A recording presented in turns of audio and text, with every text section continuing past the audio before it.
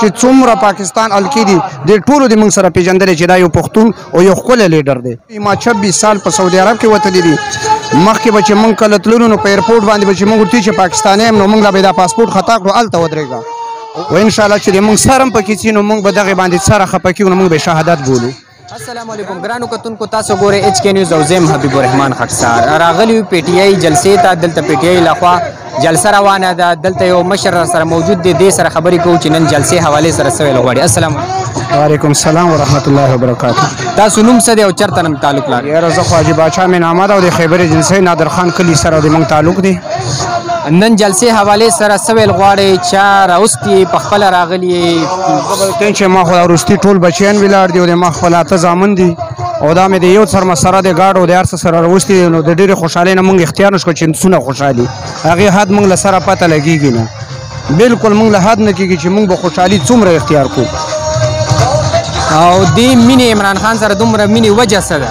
لکه یو انسان سره څوک مینه کوي که نه هغې څه وجه خو وي که نو د عمران خان وجه خو دا ټول اول کې خو به پښتانه پېژني.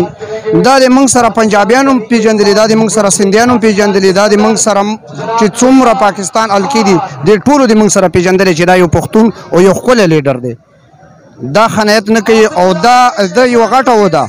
هر یو چې کوم وزیر اعظم دی چې هغه که شهباز شریف دی او که هغه بل دی که هغه بل دی په 3 غنټې کې 5.5 اربه روپۍ چې یو سړی رغونډولی شي نو هغه د خپل ملک هم ټولولی شي هغه د خپل ملک هم سنبالولی شي. نو دا خو خلک وایي او دا نور لیډران وایي چې مطلب دا خو هسې تشې خبرې دي او دې در نیم کال هلته وزیر اعظم پاتې شو او 9 کاله وشو چې دلته صوبې کې حکومت دی. دې مطلب څه کړي؟ دا خو دې خلکو ته پته نه لګي چې دا کوم دی کې به زیات ما غونته مسافر ما 26 سال په سعودي عرب کې وتلی دي. مخکې به چې موږ کله تللو نو په ایرپورټ باندې به چې موږ ورته چې پاکستانی یم نو موږ لا به دا پاسپورټ خطا کړو هلته ودرېږه او الحمدلله چې په عمران خان د کومې ورځې نه موږ له اوچت شوی دی او موږ اواز اوچت کړی ما عزت په پاسپورټ باندې چې زه پاسپورټ ورکړم د هغې د ما له دومره عزت میلاو شي چې هغې زه سره سود هم نشم کولی سره یو سوچ هم نشم کولی چې دا څه ده.